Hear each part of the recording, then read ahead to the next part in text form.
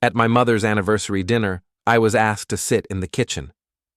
"The table is full," she said without looking at me. I didn't argue. I carried my plate through the swinging door and sat at the counter while they laughed in the dining room. My son's voice, my daughters, their spouses, my mother. All of them around the table where I should have been. I could hear the wine glasses clinking. Someone told a joke. They all laughed. I ate my chicken and mashed potatoes in silence. The kitchen smelled like garlic and butter. The overhead light hummed. I could see my reflection in the window above the sink. Gray hair, lines around my eyes. A man who looked tired. From the dining room, my daughter-in-law's voice rose above the others. "Well, he's always been like that. You know how he is." More laughter. I set down my fork and listened. "Remember when he tried to use the new coffee maker?" That was my son. He called it a spaceship. I didn't call it a spaceship, I said quietly to myself. But they couldn't hear me, and they wouldn't have cared. I finished eating and rinsed my plate. Through the doorway, I could see the edge of the dining table. Candles, flowers. My mother at the head, smiling like a queen. My daughter beside her, leaning in close, whispering something. On the table near my son's elbow, I noticed a stack of papers, legal-sized, folded once. I dried my hands and stayed in the doorway. My son's wife glanced up and saw me. She didn't smile, just looked at me like I was furniture. Then she leaned over and whispered something to my son. He nodded without turning around. I went back to the counter and poured myself water from the tap. The conversation in the other room shifted. They were talking about the house now, my mother's house, this house. "It's such a beautiful property," my daughter-in-law said. "You should really think about what happens to it down the line." "Oh, I have," my mother said. "Everything's been planned." I gripped the glass tighter. "That's so smart," my daughter said. "You don't want things to get messy later." "No," my mother said. "I don't." I stood there for a long time, listening to them plan a future I wasn't part of. Then my phone rang. I pulled it from my pocket and looked at the screen. Unknown number. I almost didn't answer, but I did. "Mr. Brennan?" A woman's voice, professional, calm. "Yes." "This is Lisa Hartley from Whitmore and Associates. I'm calling to confirm our appointment for Monday at 10. We have some documents that require your signature." I glanced toward the dining room. They had gone quiet. "Monday at 10, I repeated. "Yes? Is that still convenient for you?" "It is." "Perfect. We'll see you then." She hung up. I stood there with the phone in my hand, staring at the screen. From the dining room, I heard the scrape of a chair. Footsteps. My mother appeared in the doorway. "Who was that?" she asked. "Wrong number," I said. She stared at me. Her eyes were sharp, calculating. It didn't sound like a wrong number. I slipped the phone into my pocket. It was. She didn't move, just stood there blocking the doorway, searching my face for something. Behind her, my son appeared. "Everything okay?" "Fine," I said. My mother turned back to the dining room. "Come on, we're about to cut the cake." I followed them in. They had rearranged the seating. Someone had pulled out an extra chair and wedged it at the corner of the table, away from everyone else. That was my spot. I sat down. My daughter slid a piece of cake in front of me without looking at me. "Thank you," I said. She didn't respond. I picked up my fork and ate slowly. The cake was too sweet. The frosting stuck to the roof of my mouth. My son raised his glass. "To Mom, for everything." "To Mom," they all echoed. I raised my glass too. No one noticed. The conversation moved on. They talked about vacations, renovations, plans for the spring. I sat at the corner of the table and listened. At one point, my daughter-in-law leaned over and whispered something to my mother. My mother nodded, then glanced at me. Just for a second. Then she looked away. I finished my cake and excused myself. No one said goodbye. I walked out to my car and sat in the driver's seat with the engine off. The house glowed warm behind me. Through the front window, I could see them all laughing again. I pulled out my phone and looked at the call log. Lisa Hartley, Whitmore and Associates. I knew exactly who she was, and I knew exactly what Monday's appointment was about. 3 months ago, my son had asked me to sign some papers. Just routine stuff, he'd said. Mom's updating her estate plan. Lawyer needs everyone's signature. I'd asked to see the documents first. He'd gotten irritated. It's nothing complicated, Dad. Just sign it. But I didn't. I told him I wanted to read everything carefully. Take my time. He'd left the papers on my kitchen counter and said he'd come back for them. He never did. But I'd made copies, and then I'd started making calls. I started the car and pulled out of the driveway. In the rearview mirror, the house disappeared behind the trees. I drove home slowly. My apartment was 20 minutes away. A one-bedroom in a building downtown. I'd moved there after my wife died. The house had felt too big without her. My son had suggested the move. It'll be easier, Dad. Less to worry about. At the time, it had made sense. Now, I wasn't so sure. I parked in the lot behind my building and took the stairs to the 3rd floor. Inside, I turned on the lights and dropped my keys on the counter. The apartment was quiet. I pulled the copies of the documents from the drawer in my desk and spread them out on the kitchen table. Estate transfer, power of attorney, medical directives, all of it signed by my mother. None of it signed by me. But that wasn't the problem. The problem was what I'd found buried in the fine print. My name wasn't just missing from the inheritance. It had been removed. Explicitly. Deliberately. And not just from my mother's will. From everything. The family trust. The properties. The accounts. According to these papers, I didn't exist. I sat down and stared at the pages. My son had tried to make me sign away my own rights without telling me what I was signing, and when I'd refused, they'd moved on without me. I folded the papers and put them back in the drawer. Then, I pulled out my laptop and opened the file I'd been building for the past 2 months. Bank statements, property records, emails, photos, everything I'd quietly gathered while they thought I was too slow to notice. I added a note to the file. Dinner. February 10th. Seated in kitchen, documents on table. Then I closed the laptop and went to bed. I didn't sleep much. I kept thinking about the way my mother had looked at me when the lawyer called, the way her fork had dropped, the way she'd asked who I'd been talking to. She knew something was wrong, but she didn't know what. Not yet. As the story unfolds, hit the hype button, like, subscribe, and write in the comments. Would you forgive them or walk away? The next morning, I called Lisa Hartley back. Mr. Brennan, she said. I'm glad you called. I wanted to confirm a few details before Monday. I need to move the appointment, I said. There was a pause. Is everything all right? Fine. I just need more time. Of course. When works better for you. I'll call you back. I hung up before she could ask more questions. Then I called my son. He didn't answer. I tried again an hour later. Same result. Finally, around noon, he texted me. Busy today. What's up? I typed, need to talk about the estate papers. 3 dots appeared, then disappeared, then appeared again. Finally, already handled.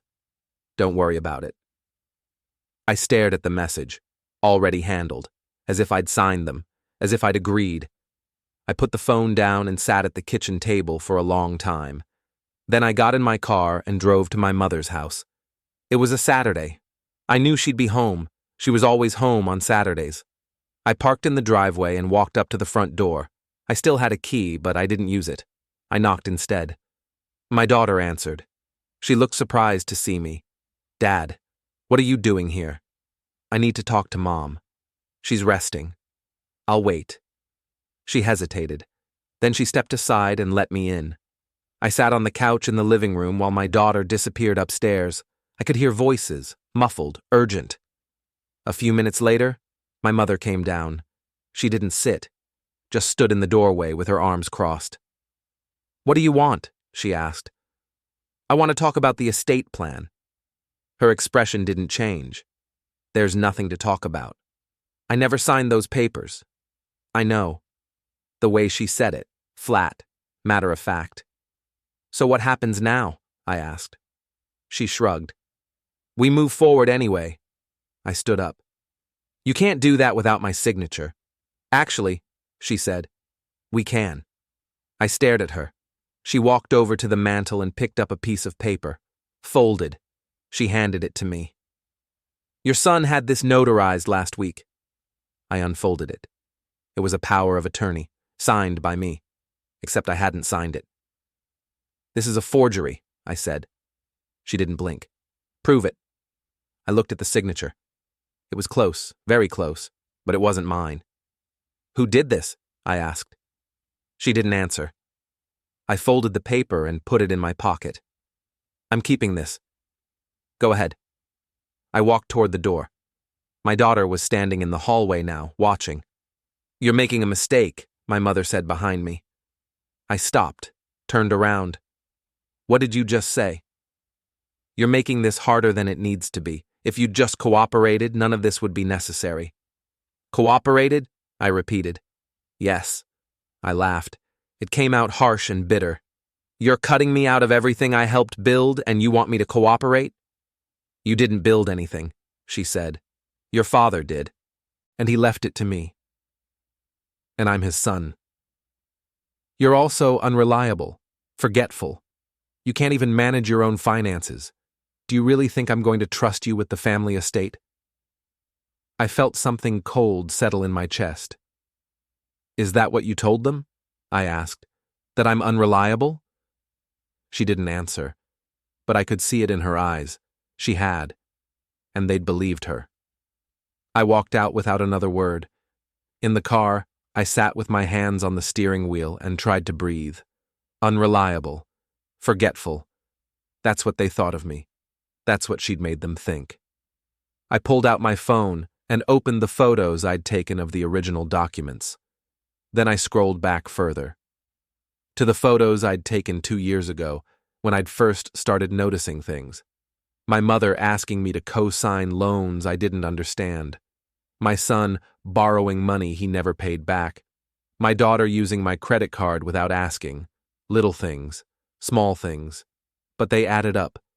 And when I'd started asking questions, they'd started pulling away. Now I understood why. They didn't want me to see what they were doing, and when I'd refused to sign the estate papers, they'd decided to move forward without me. I started the car and drove, not home, somewhere else. I drove to a storage facility on the edge of town, a place I'd rented 3 weeks ago under a different name. Inside the unit, I'd moved everything that mattered: documents, photos, backups of financial records, my wife's jewelry, my father's watch, things they would have taken if I'd left them at the apartment. I unlocked the unit and stepped inside. Everything was still there, exactly where I'd left it. I pulled out a folder and opened it. Inside were copies of every financial transaction my mother had made in the past 5 years. Transfers, withdrawals, loans, all of it traced back to my son and daughter. They'd been bleeding her dry, and she'd let them, because she thought I was the problem. I closed the folder and put it back. Then I locked the unit and left. On the drive home, my phone rang. I glanced at the screen. My son. I let it ring. He called again. Then again. Finally, I answered. "What?" I said. "We need to talk." "I don't think we do." "Dad, listen. Mom told me you stopped by. You're upset. I get it. But you're not seeing the whole picture." "Then explain it to me." He sighed. "It's complicated. Try me. Look, Mom's getting older. She needs help managing things. And you've been struggling." "Struggling." "Yeah. You forget things. You get confused. We're just trying to make sure everything's taken care of." "By forging my signature?" Silence. "I don't know what you're talking about," he said finally. Yes, you do. Dad, don't call me again, I said. I hung up. My hands were shaking. I pulled over to the side of the road and sat there until I could breathe again. Then I drove home and locked the door behind me. That night, I didn't eat. I sat at my kitchen table with the lights off and stared at the wall. In the morning, I called Lisa Hartley again. I'm ready, I said. Ready for what? To move forward. With the appointment? No, I said. With everything. I moved out of the apartment on a Tuesday. I didn't tell anyone I was leaving. I packed everything that mattered into the back of my car. Clothes, papers, the box of my wife's things I kept in the closet. The rest I left behind. The furniture had come with the place. The dishes were cheap. None of it mattered. I loaded the last box into the trunk and closed it. Then I went back inside one more time and stood in the middle of the empty living room. This was the place I'd moved to after she died. The place my son had suggested. The place that was supposed to make things easier. It had been a trap, a way to isolate me, keep me manageable. I pulled the key off my key ring and left it on the counter. Then I walked out and didn't look back. I drove to a motel off the highway, the kind with weekly rates and no questions. The woman at the desk barely looked at me when I checked in. How long? She asked. A week. Maybe more.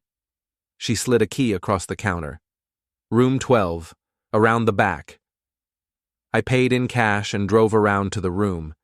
Inside, it smelled like stale smoke and bleach. The bed sagged in the middle. The TV didn't work. It was perfect. I dropped my bags on the floor and sat on the edge of the bed. My phone buzzed. A text from my daughter. Dad, where are you? I didn't respond. Another text. Mom says you moved out. What's going on? I turned off the phone and put it in the drawer. Then I pulled out my laptop and got to work. Over the next 3 days, I made calls. To the bank, to the property management company, to the lawyer my wife and I had used 20 years ago. I explained the situation carefully, calmly. I showed them the forged signature. I showed them the financial records. I showed them everything. And slowly, piece by piece, I started pulling things back. The joint account my mother had opened without telling me, frozen. The property title my son had tried to transfer, blocked. The loan my daughter had taken out in my name, disputed. None of it was loud. None of it was dramatic. It was just paperwork. But it worked. On Thursday, I got a call from the storage facility. Mr. Brennan, this is Dale from Secure Space. Someone tried to access your unit this morning. I sat up. Who? A younger guy. Said he was your son. We turned him away. No one gets in without your authorization. Good. Keep it that way. Will do. I hung up and stared at the wall. They were starting to panic. Good. That evening, I drove to a diner across town and ordered coffee. While I waited, I opened my laptop and checked my email. There was a message from Lisa Hartley. Mr. Brennan, peer our conversation. I've prepared the documents we discussed. Everything is ready for your review. Please let me know when you'd like to come in. Best, Lisa. I closed the laptop and drank my coffee slowly. The waitress refilled my cup without asking. You look like you're plotting something, she said. I smiled. Just thinking. Dangerous thing, thinking. Yeah. She walked away, and I sat there for a long time, watching the cars pass outside. My phone buzzed again. I'd turned it back on an hour ago. 6 missed calls. All from my son. 4 texts from my daughter. 1 voicemail from my mother. I didn't listen to any of them. Instead, I opened the photos on my phone and scrolled through them. Pictures of my wife, my kids when they were young, family vacations, birthday parties. I stopped on one photo. It was from my daughter's high school graduation. She was standing between me and my wife, smiling. My son was beside us, arm around my shoulder. We looked happy. I stared at that photo for a long time. Then I deleted it. I went through the whole album and deleted every picture that had them in it. When I was done, there was almost nothing left, just a few photos of my wife. Alone. I closed the phone and finished my coffee. Then I drove back to the motel and locked myself in. The next morning, I got a call from an unknown number. I almost didn't answer, but I did. "Mr. Brennan?" A man's voice. Older. Rough. "Yes. This is Detective Carver with the county sheriff's office. I need to ask you a few questions." I sat up. "About what?" "Your son filed a report yesterday. Says you've been acting erratically, threatening behavior. He's concerned for your welfare." I closed my eyes. "I see. Are you all right, sir?" "I'm fine." "Where are you right now?" "A motel." "Which one?" I hesitated. "Am I being accused of something?" "No, sir. This is just a welfare check." "Then I don't have to tell you where I am." There was a pause. "No, you don't. Is there anything else?" "Just, if you need help, there are resources available." "I don't need help." "All right. Take care of yourself, Mr. Brennan." He hung up. I sat there with the phone in my hand, staring at the wall. They were trying to paint me as unstable, confused, erratic. It was the same playbook. Make me look incompetent, make me look dangerous, then take everything. I stood up and started pacing. I needed to move faster. I called Lisa Hartley. "I'm coming in today," I said. "Today? I thought, today. What time works?" 3 o'clock? I'll be there." I hung up and started getting ready. I shaved, showered, put on the one suit I'd brought with me. In the mirror, I looked different, sharper, focused, not the man they thought I was. I arrived at the law office at 2:45. The receptionist smiled when I walked in. "Mr. Brennan?" "Yes. Ms. Hartley is expecting you. Just have a seat." I sat in the waiting area and looked around. The office was small but professional, clean, quiet. A few minutes later, Lisa Hartley came out. She was younger than I'd expected, mid-30s, sharp eyes. "Mr. Brennan, good to see you." We shook hands. She led me back to a conference room and closed the door. "So," she said, sitting down across from me, "let's talk about what you need." I pulled out the folder I'd brought and slid it across the table. She opened it and started reading. Her expression didn't change, but I could see her jaw tighten. "This is," she said slowly. "This is serious." "I know." She flipped through the pages. "You're sure about all of this?" "Yes." She closed the folder and looked at me. "What do you want to do?" "I want control, full control, over everything that's mine." "That's going to take time." "How much time?" "Weeks. Maybe months." "I don't have months." She studied me for a moment. "What aren't you telling me?" I leaned forward. "They're going to try to have me declared incompetent. They've already started. They filed a police report. They'll file more. Medical evaluations, psychiatric holds, whatever it takes. Then we need to move fast." "How fast?" She pulled out a legal pad and started writing. "I can file an emergency injunction by Monday. That'll freeze all transfers and prevent them from making any major decisions without your consent." "Good. But you need to understand something, Mr. Brennan. If we do this, there's no going back. Your family will know you're fighting them, and they will fight back. Let them." She nodded. "All right, I'll get started." We spent the next 2 hours going through everything. Documents, accounts, properties. By the time we finished, it was almost 6. Lisa walked me to the door. "I'll call you Monday morning," she said. "Thank you." She paused. "Can I ask you something?" "Sure." "Why now? You could have done this months ago." I looked at her. "Because I needed to be sure." "Sure of what?" "That they were really willing to throw me away." She didn't say anything. I walked out into the parking lot and got in my car. On the drive back to the motel, my phone rang. My son again. This time I answered. "What?" I said. Dad, we need to talk, face to face.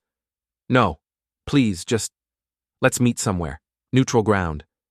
I thought about it. Where? The parking garage downtown, by the library. Tomorrow. Noon. Fine. Dad? I hung up. I knew what he was doing. He wanted to see me, gauge how much I knew, maybe try to intimidate me. But I didn't care, because I was done hiding. I got to the garage at 11:45. I parked on the third level and waited. At noon, my son's car pulled in. He wasn't alone. His friend Jake was with him, a guy I'd met a few times. Big, loud, the kind of person who thought being aggressive made him important. They parked 2 spots away and got out. My son walked over and knocked on my window. I rolled it down. Dad, thanks for coming. What do you want? He glanced at Jake, then back at me. Can we talk? We're talking. Not here. Let's grab coffee or something. No. Say what you need to say. He sighed. Fine. Look, I know you're upset, but you're making this harder than it needs to be. Am I? Yeah, you are. Mom's trying to protect you, we all are. By forging my signature? His jaw tightened. That was a mistake. Which part? The forging or getting caught? Jake stepped forward. Hey, show some respect. I looked at him. This doesn't involve you. You're upsetting my friend. That involves me. I got out of the car. I wasn't as tall as Jake, wasn't as young, but I didn't back down. Go home, I said. Or what? My son stepped between us. Jake, it's fine. Just give us a minute. Jake didn't move. Jake, my son said again, please. Finally, Jake walked back to the car. My son turned to me. Dad, listen, I know you're angry, but this isn't the way. What way is that? Running off, cutting us out, filing legal complaints. You cut me out first. We were trying to help you. By stealing from me? His face flushed. We're not stealing anything. It's family money. Family money I'm not part of anymore. That's not... He stopped, took a breath. Look, let's start over. Come back to Mom's house. We'll sit down, we'll figure this out. No. Dad, I'm not going back. He stared at me. You're really going to do this? Fight your own family? You fought me first. That's not... He clenched his fists. You're being impossible. Good. He stepped closer. You know what? Fine. You want to make this ugly? We'll make it ugly. We'll have you evaluated. We'll prove you're not competent, and then you'll have nothing. Try it. His hand shot out and grabbed my arm. Let go, I said. No, you're going to listen to me. I twisted my arm free and shoved him back.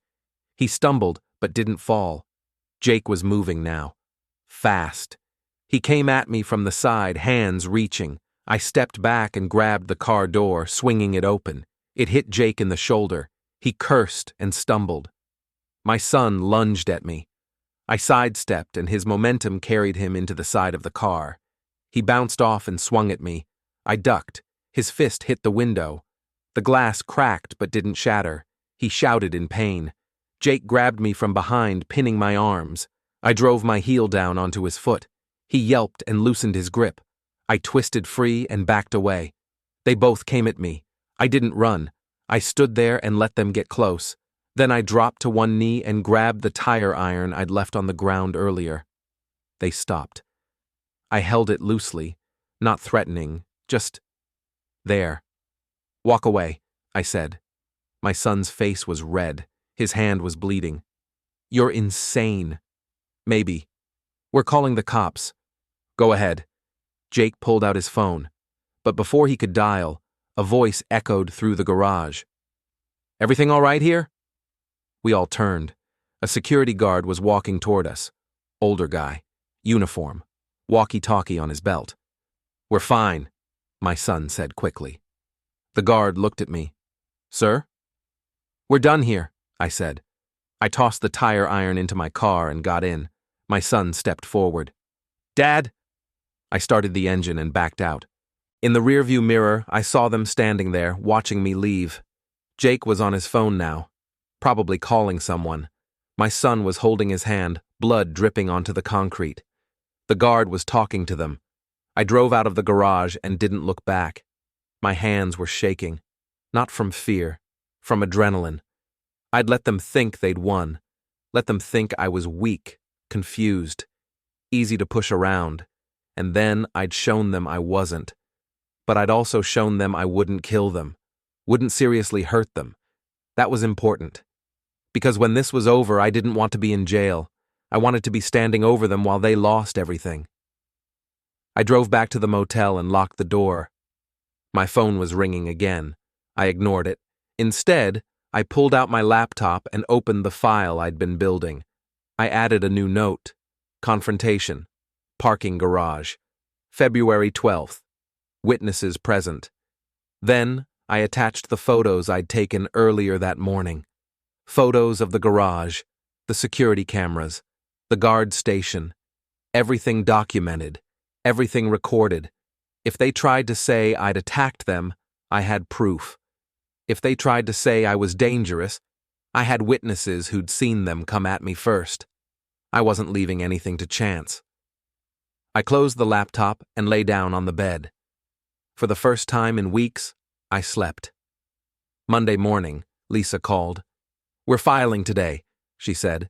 "Emergency injunction, full asset freeze. They won't be able to touch anything without your approval." "How long until it goes through?" "Judge will review it this afternoon. If he signs, it's effective immediately." "And if he doesn't?" "He will." I hung up and got dressed. By 10, I was on the road. I drove to the county courthouse and parked in the visitor lot. Inside, the building smelled like floor wax and old paper. I found Lisa's office on the second floor. She was waiting for me with a stack of documents. "Sign here," she said, pointing. "And here, and here." I signed. She gathered the papers and put them in a folder. "I'll file these in 20 minutes. By this afternoon, everything will be locked down." "What happens next?" "They'll be notified, probably by end of day, and then they'll call you." "I won't answer." She smiled faintly. "Good." I left the courthouse and drove to a diner across town. I ordered breakfast and sat by the window, watching the street. At 2:30, my phone started ringing. My mother, my son, my daughter.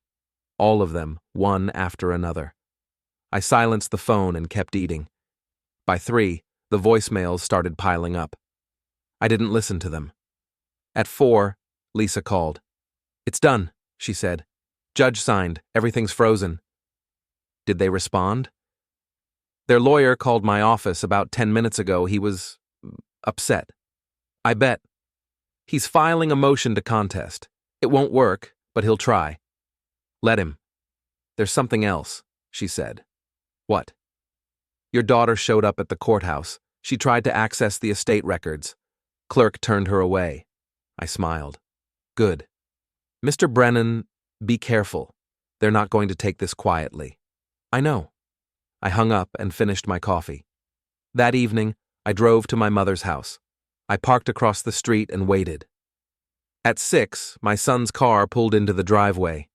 Then my daughter's. Then another car I didn't recognize. Probably their lawyer. They were meeting, planning. I sat there and watched the windows, shadows moving inside, voices rising. I couldn't hear the words, but I didn't need to. They were panicking. At 7, the front door opened. My daughter came out first. She was crying. My son followed, yelling something at her. Their lawyer came out last, shaking his head. They stood in the driveway arguing for a few minutes. Then they all got in their cars and left. I waited another hour. Then I got out and walked up to the front door. I still had my key. I unlocked the door and stepped inside. The house was dark. I turned on the lights and walked through the rooms. The dining room table was covered in papers, legal documents, financial statements, notes scribbled in my son's handwriting. I took photos of everything. Then I walked upstairs. My mother's bedroom door was open. I stepped inside and looked around. On her desk, there was a folder. I opened it. Inside were copies of the forged power of attorney, drafts, Practice signatures. My son's handwriting again.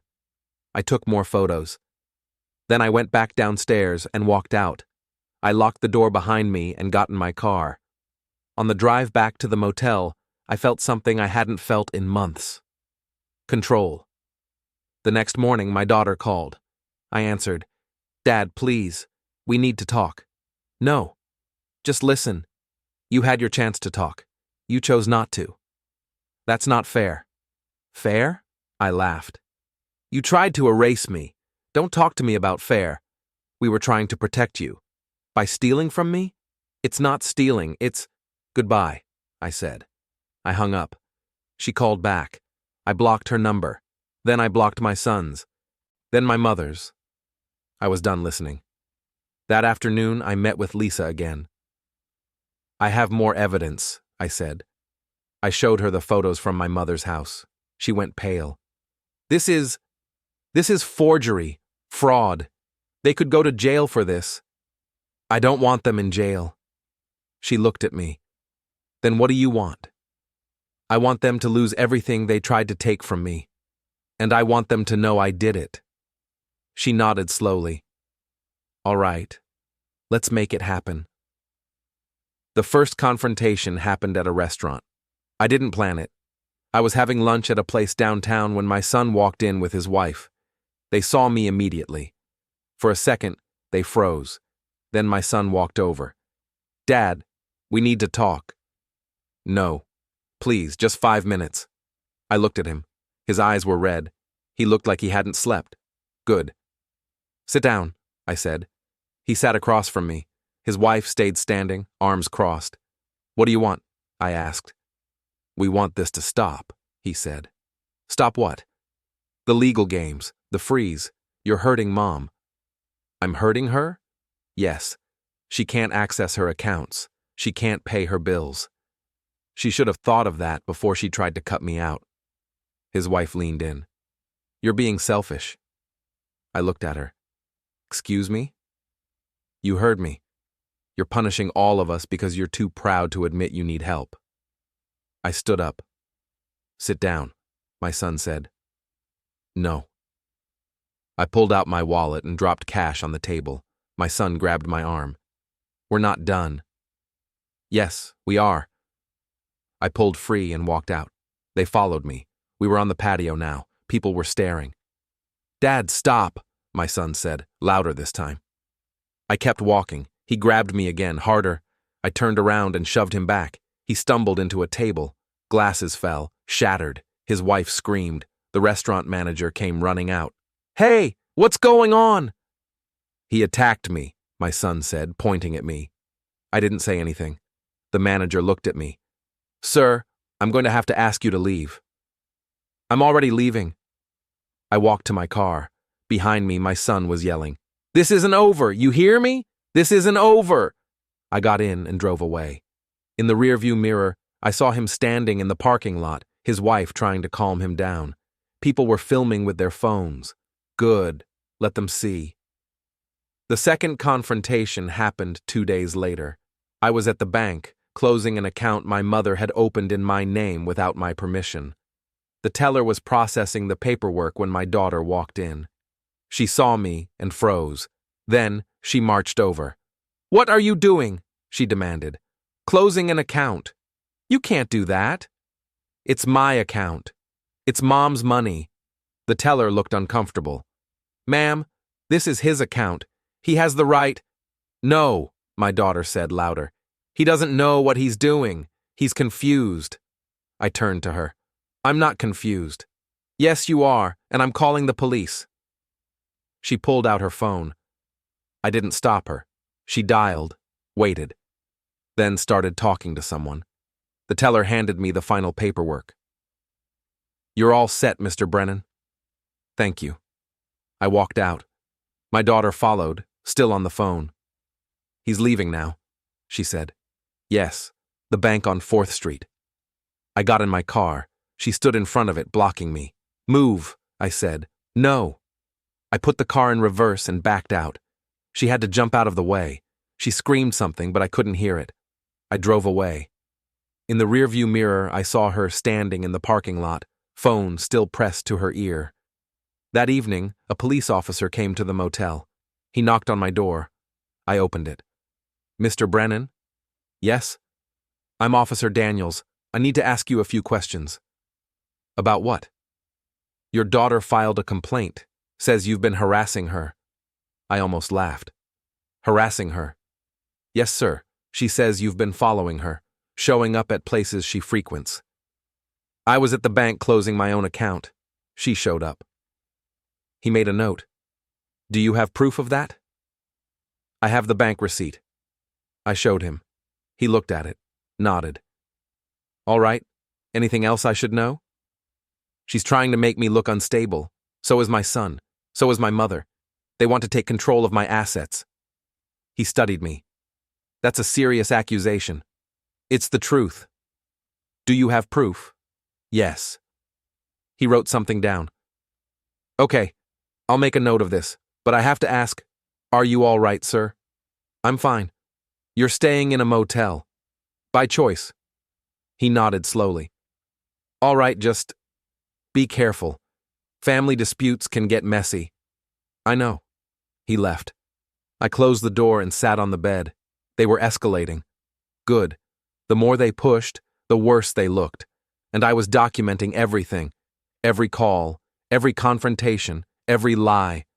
All of it would matter when this ended, and it was going to end soon. The final confrontation happened on a Saturday. I drove to my mother's house. I didn't call ahead. I just showed up. I parked in the driveway and walked to the front door. I used my key. Inside, the house was quiet. I walked to the dining room. They were all there. My mother, my son, my daughter, my son's wife, my daughter's husband, all of them sitting around the table. They looked up when I walked in.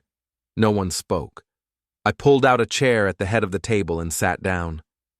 "What are you doing here?" my mother asked. I didn't answer. Instead, I pulled out a folder and set it on the table. I opened it. Inside were copies of everything: the forged signatures, the financial records, the emails, the photos, all of it. I slid the first document across the table. "This is the power of attorney you forged," I said. My son's face went pale. I slid another document. "This is the bank transfer you made without my consent." My daughter looked away. Another document. "This is the property deed you tried to change." My mother's jaw tightened. I kept going. Document after document, each one a piece of the puzzle, each one proof of what they'd done. When I was finished, the table was covered. No one spoke. I leaned back in my chair. "You tried to erase me. You tried to steal from me. You tried to make me look incompetent." "We were protecting you," my mother said. "No, you were protecting yourselves." "That's not—" "Shut up." She flinched. I stood up. "Everything you tried to take, it's mine again. Every account, every property, every dollar, all of it." "You can't do that," my son said. "I already did." He stood up, fists clenched. "You're destroying this family." "You destroyed it first." He came around the table. I didn't move. He grabbed my collar. "You selfish bastard!" I drove my fist into his stomach. He doubled over, gasping. His wife screamed. My daughter jumped up. "Stop!" I looked at her. "Sit down. Dad, sit down." She sat. My son was on his knees now, trying to breathe. I stepped over him and walked to the door. "Wait," my mother said. I stopped. She was standing now, hands shaking. "Please don't do this." I turned around. "You sat me in the kitchen. You made me eat alone. You laughed at me. I was trying to— You knew exactly what they were doing, and you helped them." Her face crumpled. "I didn't—" "Yes, you did." I walked out. Behind me, I heard my daughter crying. I heard my son cursing. I heard my mother calling my name. I didn't stop. I got in my car and drove away. I didn't go back to the motel. I drove to the storage unit and opened it. Inside, I pulled out the last box, the one I'd been saving. Inside were the final documents, transfer papers, signed, notarized. Everything they'd tried to steal, I'd already moved it. To accounts they didn't know about, to properties they couldn't touch. All of it, gone. And now, they knew. I closed the box and locked the unit. Then I got back in my car. I drove to the edge of town and parked on a hill overlooking the valley. The sun was setting. The sky was orange and red. I sat there and watched the light fade. My phone rang. I didn't answer. It rang again. And again. I turned it off. Then I opened the window and threw it into the ravine below. I didn't need it anymore. I sat there until the sky turned black. Then I started the car and drove. I didn't know where I was going, but I knew I wasn't going back. They'd made their choice, and I'd made mine. I thought about my wife, about what she would have said if she'd seen all this. She would have been heartbroken, but she would have understood, because she'd always known what they were. She'd seen it before I did, and she'd tried to warn me, but I hadn't listened, not until it was too late. I drove through the night, heading north. The road was empty, the headlights cut through the dark, and for the first time in months I felt free. Not happy, not sad, just free. I thought about what came next, the lawsuits, the arguments, the years of legal battles. Let them come. I had time, I had patience, and I had proof. They had nothing. Just debt, just anger, just each other. And that was the cruelest revenge of all. Making them live with what they'd done, making them live with each other, knowing they'd lost, knowing I'd won. Not because I was stronger, not because I was smarter, but because I'd been willing to walk away from everything. Even them, especially them. I drove until the sun came up. Then I pulled into a rest stop and got out. I stood in the parking lot and looked at the horizon. Somewhere behind me they were waking up, realizing what they'd lost, realizing I was gone, and they would never get me back. I smiled. Then I got back in the car, and I kept driving.